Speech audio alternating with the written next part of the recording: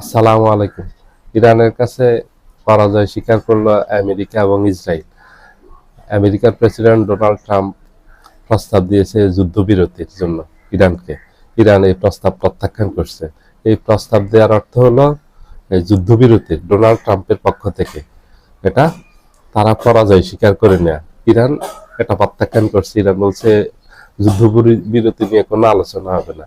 Iran যুদ্ধের আগেই বলছে যে যদি আমেরিকা এই যুদ্ধ শুরু করে তাহলে এই যুদ্ধ শেষ করবে ইরান। কারণ ইরানের কথায় তখন যুদ্ধ শেষ হবে, আমেরিকার কথায় যুদ্ধ শেষ করবে না ইরান। ইরান আগেই ঘোষণা করছে এবং ইরানের হাতে প্রচুর শক্তিশালী অস্ত্র আছে। সবচেয়ে বড় যে অস্ত্রটা ইরানের হাতে আছে সেটা হলো হরমুজ প্রণালী। এই হরমুজ প্রণালী যদি বন্ধ করে দেয় তাহলে পুরো বিশ্বের তেল এবং গ্যাসের যে আমদানি হয় সৌদি আরব থেকে রপ্তানি হয়, রপ্তানি বন্ধ হয়ে গেলে পুরো বিশ্বের অর্থনীতিটাই একেবারে থমকে যাবে। পুরো বিশ্বের অর্থনীতি বিশাল ধাক্কা খাবে। এটা হচ্ছে সবচেয়ে বড় অস্ত্র ইরানের হাতে। ইরান এই অস্ত্রকে কাজে লাগিয়েছে হরমুজ প্রণালী গত 11 দিন, এই যুদ্ধ চলতেছে 11 দিন, একেবারে হরমুজ প্রণালী পুরো বন্ধ করে দিয়েছে। ওই হরমুজ প্রণালী বন্ধ করে দেওয়ার মতো পূর্ণ শক্তি ইরানের আছে। এই হরমুজ প্রণালীকে চালু রাখার জন্য আমেরিকা, ইসরায়েল, ইউরোপ অনেক চেষ্টা করছে গত 11 দিনে, কোনোভাবে সম্ভব হয়নি। ওই হরমুজ প্রণালীতে আমেরিকার এই 7ম নৌবহর আব্রাহাম লিঙ্কন এখানে মোতায়েন করছে, সেটাতে ইরান ব্যাপকভাবে হামলা চালিয়েছে। হামলা চালানোর ফলে সেটাই ব্যাপক ক্ষতিগ্রস্ত হয়েছে এবং সেখানে যে আমেরিকার ক্রু ছিল এবং সেনাবাহিনীর সদস্য ছিল, নৌবাহিনীর সদস্য, এখানে অনেকে নিহত হয়েছে এবং আহত হয়েছে।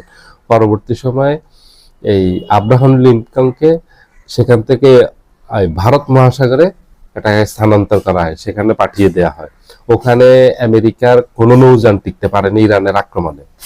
ইরান মধ্যপ্রাচ্যব্যাপী পুরো মধ্যপ্রাচ্যে আমেরিকার যত সামরিক স্থাপনা আছে সবগুলি একেবারে ধ্বংস করে দিয়েছে। ইরাক, কাতার, কুয়েত, আরব আমিরাত, সৌদি আরব, বাহরাইন, জর্ডান, ওমান, যত জায়গায় ছিল সব জায়গায়।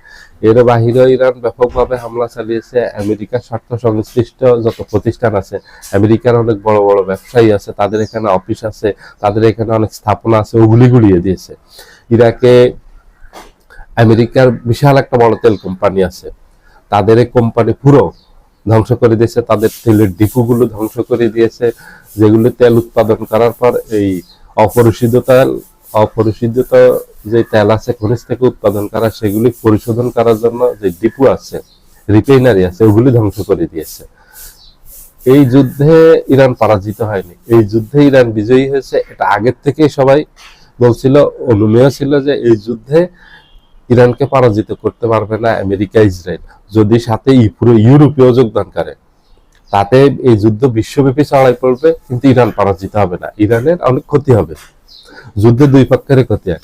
ইসরায়েলকে তো ইরান একেবারে তছনছ করে দিয়েছে।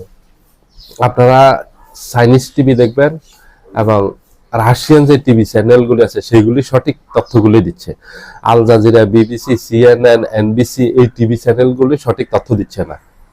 যেহেতু আল জাজিরা অনেকটাই ইউরোপ আমেরিকার নিয়ন্ত্রিত, বিবিসি, সিএনএন তো তাদের, এবং এনবিসি নিউজ তাদেরই, এবং রয়টার্স, এগুলি তাদের নিয়ন্ত্রিত।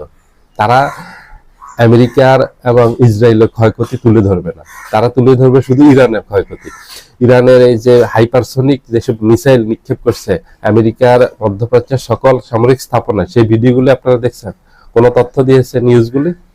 BBC, CNN, Al Jazeera, NBC, Reuters এগুলি দেয়নি। এগুলি শুধু দিয়েছে ইরানের ক্ষয়ক্ষতি, ইরানে কত মানুষ হত্যা হয়েছে, ইরানের তেল ডিপু ধ্বংস করে দেওয়া হয়েছে, ইরানের পানি শোধনাগার ধ্বংস করে দেওয়া হয়েছে, ইরানের বিমানবন্দর ধ্বংস করে দিয়েছে। ইরানের যেসব ক্ষতি হয়েছে সেগুলি দেখিয়েছে, কিন্তু আমেরিকা এবং ইসরায়েলের যে ব্যাপক ক্ষতি হয়েছে ইরানের থেকে কয়েক গুণ বেশি, সেটা এরা তুলে ধরেনি। কারণ ইরানের হাইপারসোনিক গতির যেসব ক্ষেপণাস্ত্র দিয়ে হামলা চালিয়েছে, এগুলি একটাও আমেরিকা এবং ইসরায়েলের আকাশ প্রতিরক্ষা ব্যবস্থা এগুলি প্রতিরোধ করতে পারেনি। সবগুলি নির্দিষ্ট লক্ষ্যবস্তুতে আঘাত এনে এগুলি ধ্বংস করে দিয়েছে, একেবারে ছারখার করে দিয়েছে, সেগুলি দেখায়নি। যত ক্ষতি দেখিয়েছে ইরানের।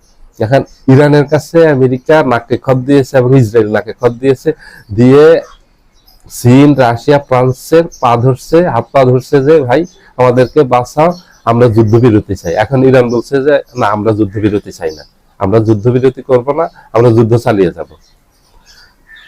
এর থেকেই বোঝা যায় যে ইরান খুব শক্তিশালী অবস্থানে আছে এবং এই যুদ্ধে ইরান বিজয়ী হবে। সবাই ভালো থাকবেন, আল্লাহ হাফেজ।